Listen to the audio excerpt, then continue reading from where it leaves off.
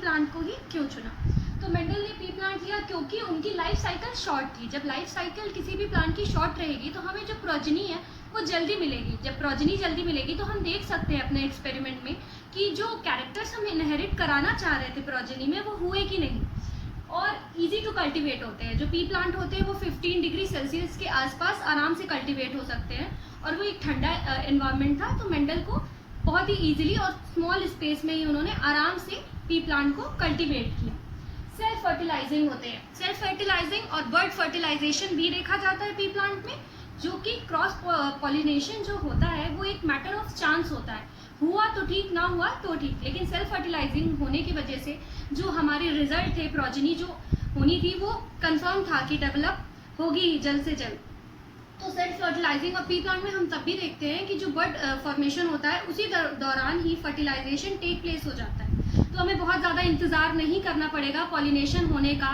Cross pollination के बहुत सारे डीमेरिट भी होते हैं, उन्होंने हम किसी और नेक्स्ट वीडियो में कवर करेंगे। जो उन्होंने फीचर्स लिए थे, जो उन्होंने कैरेक्टर सिलेक्ट किए थे पी प्लांट के देखने के लिए, उनके भी कुछ अलग अलग बेनिफिट्स थे पी प्लांट पे देखने के। आइए हम उनको देखते हैं। जो कि कैरेक्टर्स थे वो आराम से क्वालिटेटिव इन नेचर थे, यानी कि वो कैरेक्टर इजीली हम अपनी नेकेड आई से देख के ऑब्जर्व कर सकते थे। There is no need of having developed microscopes, हम उन्हें आराम से आंखों से देख के ऑब्जर्व कर सकते थे। जो एक जीन था वो एक ही कैरेक्टर को कवर कर रहा था, ठीक है। Each character has two alternative form where one is totally dominant over other.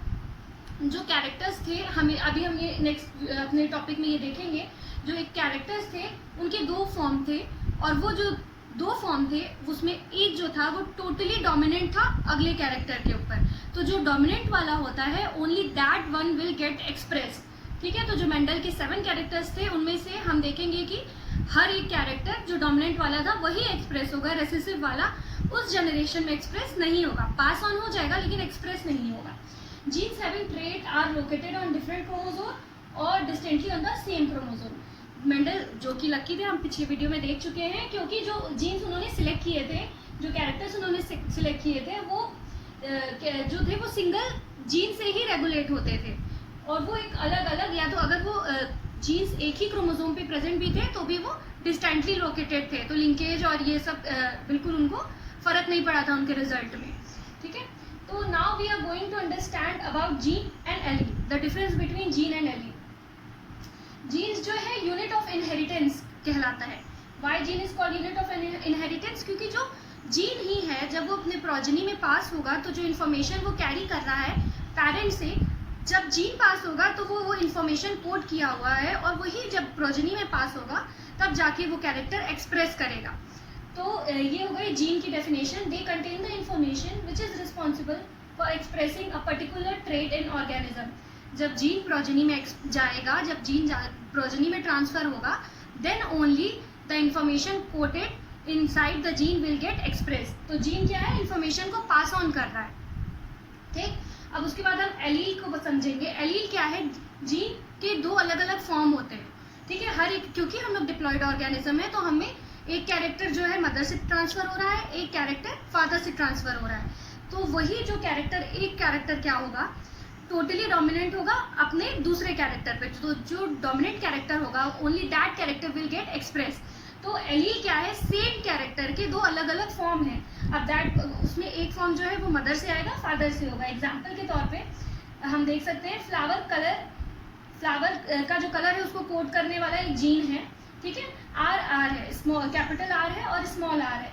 तो अब क्या है? रेड कलर कैपिटल आर से डिनोट हो रहा है और व्हाइट कलर आर से हो रहा है। तो ये दोनों ही जो फॉर्म है कैपिटल आर और स्मॉल आर, ये क्या है? एलील है। किसके? सेम यही जीन के, फ्लावर कलर के ही दो अलग अलग जीन है, मतलब एक ही कैरेक्टर के दो अलग अलग फॉर्म्स है।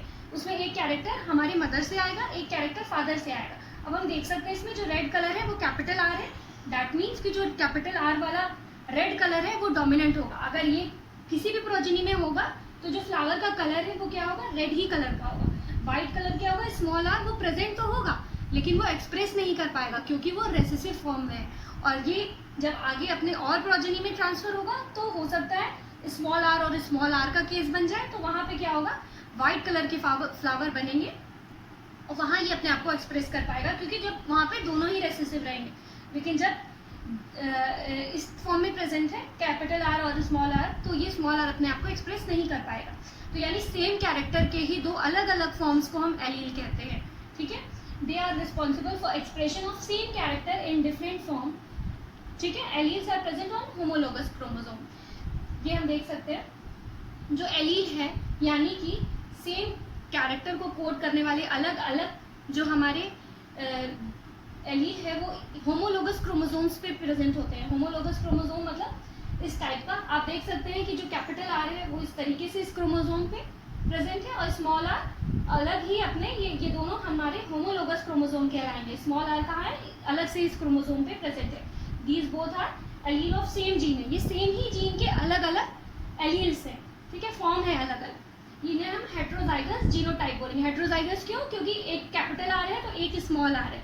अगर दोनों कैपिटल आर या दोनों स्मॉल आर होता तो ये होमोजाइगस जीनोटाइप होता। ओके, ठीक है। तो अब नेक्स्ट वीडियो में हम मेंडल के दोनों ही लॉ डिस्कस करेंगे। Thank you.